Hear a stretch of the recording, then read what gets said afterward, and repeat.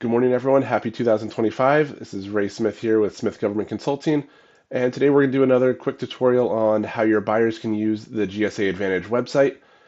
We've done a little bit on here before. We're going to go a little bit deeper today in some of the searchability features on it. Two reasons this is good. One, it's really important to know how your buyer can find the things that they're looking for.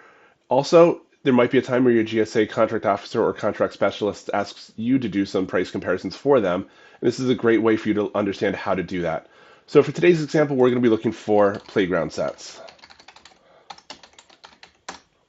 I'm going to type that right in. And the first things that are coming up here are things we probably don't want because for this example, we're looking for an actual set. So let's do a couple things. We're going to come over here, click on Photos, and this is really important. So if you don't have product photos listed, your buyer does have the option to say show only items that have a photo. So in this case, we know these aren't really what we're looking for. We're probably going to have to spend a little bit of money. So we're going to come over to Sort, High to Low. And we're going to come down and say this is a little bit more than we need, but here's kind of what we're looking for. So let's take a look here. Two different people selling this, it looks like Siva Technical and Kid Stuff Play Systems.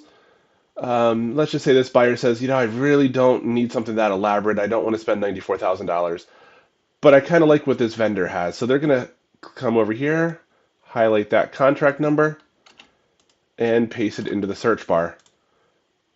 And now we're seeing only things from Kid Stuff Play Systems.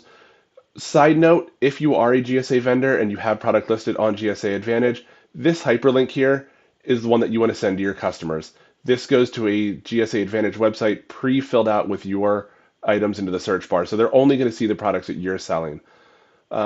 So we can see here everything that this vendor has.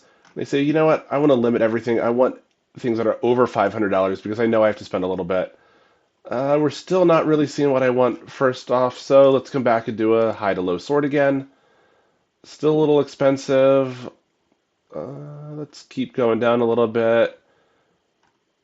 We say, you know what, this one here, $48,000. That's a little bit more in the buyer's price range, so they're going to open that up. And they're going to come down and say 48,000. Oop, shipping not included. That's also listed down here. It's OCONUS, 56-day delivery. So the buyer says, I really need to know how much I'm going to pay for shipping. Where do they find that? Great question. They're going to click on the contractor name, and all of the information on that contractor is going to come up. This is pulled from the information that you have listed in GSA eLibrary through your eMod system. And sometimes GSA wants you to do a survey for them. We're going to say no at this time.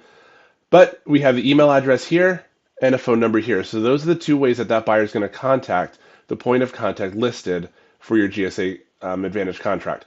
So you want to make sure that those contacts are accurate and complete at all times because that buyer is going to click on that, email and say, hey, I need a shipping quote on this, and you want to be able to answer them quickly. So that is how your buyers use it. Again, if you're doing price comparisons, that's a quick way to figure out who does have a similar item to what I'm selling and am I in a good enough price point. So thanks, hope you enjoyed it, hope it helps.